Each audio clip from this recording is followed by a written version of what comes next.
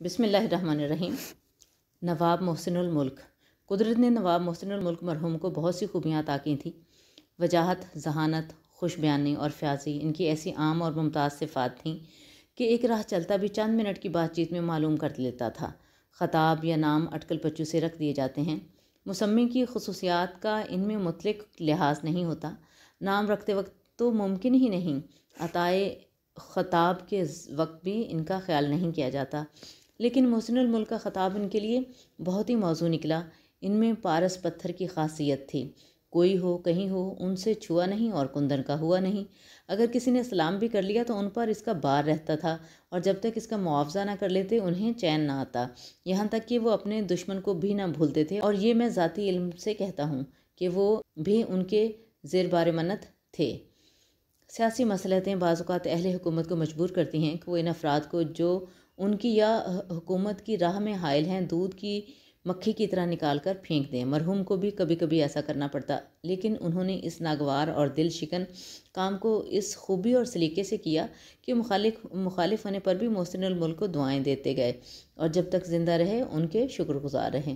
وہ جوہر کابل تھے، مگر موقع کی طاق میں تھے۔ حیدرآباد میں ان کے سیاستدان تدبر، انتظامی قابلیت کے جوہر کھلے۔ ان کا ذہن ایسا رسا، ان کی طبیعت ایسی حاضر، ان کے اوسان ایسے بجا، اور معاملات اور واقعات پر ایسا عبور تھا کہ بڑے بڑے پیچیدہ معاملات کو باتوں باتوں میں سلجھا دیتے تھے۔ وہ اگر ٹرکی یا کسی اور سلطنت کے فورن منسٹر ہوتے تو یقیناً دنیا میں بڑا نام پیدا کرتے۔ بڑے بڑے مدبر ان کا لوہا مان گئے ہوتے۔ یوں تو انفرادی اور اجتماعی حیثیت سے نواب صاحب مرحوم کے احسانات حیدرآباد اور اہل حیدرآباد پر بے شمار تھے، لیکن ریاست کے نظم و نسق میں چند چیزیں خاص ان کی یادگار ہیں۔ مثلاً ریاست کا بجٹ نواب صاحب نے مرتب کیا اور مصر کے بجٹ کے نمونہ پر تھا، جو وہاں انگریزی نگرانی کے بعد پہلی بار تیار ہوا تھا۔ بندوبست کا محکمہ بھی انہی کا قائم کیا ہوا ہے، جس نے اراضی کی پیمائش کا قائم کیا۔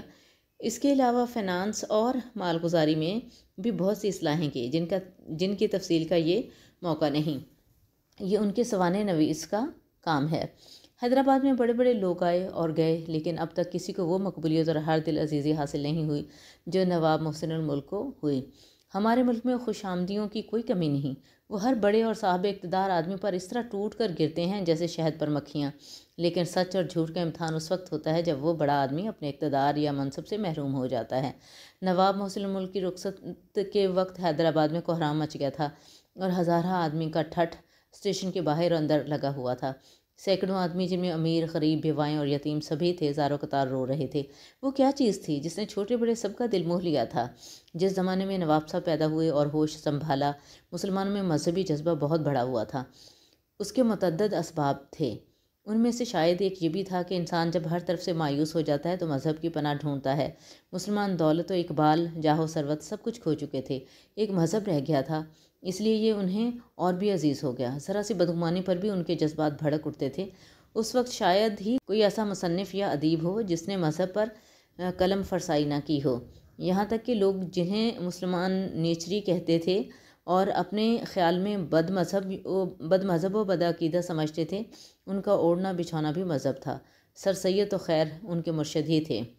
ان کے حلقے کے دوسرے رکن بھی، مثلاً نواب محسن الملک حالی، مولوی مشتاق حسین شبلی، چراغ علی، نذیر احمد وغیرہ خواہ کچھ ہی لکھتے، تان مذہب ہی پر ٹوٹتی تھی۔ نواب صاحب مرحوم کو ابتدا ہی سے مذہبی لگاؤ تھا۔ پہلے وہ میلاد پڑھتے اور واعظ کہتے تھے۔ ان کی ایک ہی تصنیف ہے جو خالص مذہبی ہے، ورنہ ان کے سوا ان کی جتنی تحریریں ہیں وہ یا تو تعلیمی ہیں یا معاشرتی یا علمی، لیکن ان سب کا تعلق کسی نہ کسی نہج سے اسلام یا مسلمانوں سے ہے۔ گو وہ اردو کے اعلیٰ درجے کے ادیبوں میں نہیں، لیکن ان کی تحریر میں ادبیت کی شان ضرور پائی جاتی ہے۔ روانی، فصاحت، تسلسل بیان ان کے کلام میں نمایاں طور پر پایا جاتا ہے۔ اگرچہ انگریزی نہیں جانتے تھے، لیکن انگریزی کتابیں پڑھوا کر سنتے اور ترجمہ کرا کر مطالعہ کرتے تھے۔ ان کے مضامین میں مغربی خیالات کی ترجمانی صاف نظر آتی ہے۔ تقریر کے وقت منہ سے پھول جھڑتے تھے، آواز میں شیرینی اور دلکشی تھی۔ اکثر لوگ جو ان سے ملنے یا کسی معاملے میں گفتگو کرنے آتے تو ان کی ذہانت اور لیاقت کے قائل ہو جاتے۔ ان کی خوش بیانی ایسی تھی کہ اکثر اوقات مخالف بھی مان جاتے تھے۔ دکن میں رہتے رہتے اور بعض امراض کی وجہ سے بھی وہ شدید موسم کو برداشت نہیں کر سکتے تھے۔ ایسے زمانے میں وہ بمبئی چلے آتے۔ بدر الدین طیب جی سر سید احمد خان کے مشن اور علی گڑھ کالج کے بہت مخالف تھے۔ ایک دن نواب صاحب نے بدر الدین طیب جی کے سامنے ایسی فصیح اور پر درد تقریر کی کہ دونوں اب دیدہ ہو گئے اور تھوڑی سی دیر میں ان کی دیرینہ مخالفت کو ہمدردی سے بدل دیا اور ایک گراں قدر عطیہ کالج کے لیے ان سے وصول کر لیا۔ بمبئی میں جب آل انڈیا مسلم ایجوکیشنل کانفرنس کا اجلاس ہوا تو اس کے صدر بھی بدر الدین طیب جی ہوئے۔ بڑے بڑے جلسوں میں جب معاملہ بگڑنے لگتا اور یہ اندیشہ پیدا ہو جاتا کہ کہیں جلسہ درہم برہم نہ ہو جائے تو اس وقت نواب صاحب کی خوش بیانی، فصاحت اور ظرافت جادو کا کام کر جاتی تھی اور منغص اور مقدر چہرے بشاش اور شگفتہ ہو جاتے تھے۔ ان کی باتوں اور تقریروں میں ظرافت کی چاشنی بڑا مزہ دیتی تھی۔ باتوں میں ظرافت کبھی کبھی شوخی کی حد تک پہنچ جاتی تھی۔ دوسروں سے کام لینے کا انہیں بڑا اچھا سلیقہ تھا۔ وہ کچھ ایسے مہر آمیز طریقے سے کہتے تھے کہ اس طرح ہمت افزائی کرتے تھے کہ لوگ خوشی خوشی ان کا کام کرتے تھے۔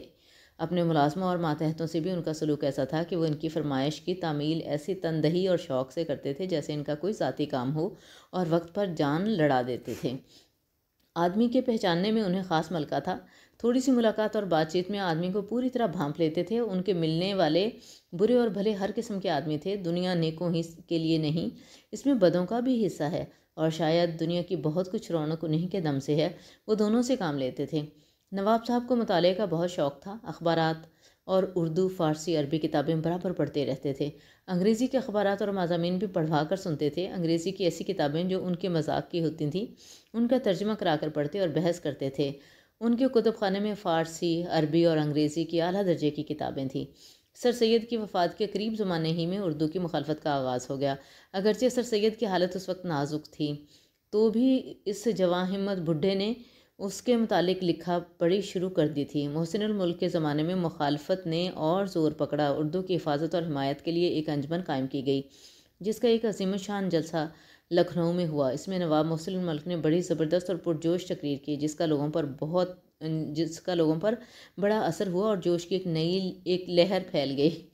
نواب محسن الملک اسی شاہراہ پر گامزن رہے جس کی داغ بیل سر سید ڈال گئے تھے۔ سید کے بعد محسن الملک نے ان کے کام کو جس طرح سنبھالا، نبھایا اور بڑھایا یہ انہی کا کام ہے۔ ان کے بعد کوئی ان کی یادگار بنائے یا نہ بنائے، محسن الملک کا کام ان کی سب سے بڑی یادگار ہے۔ چند اہم عناصر۔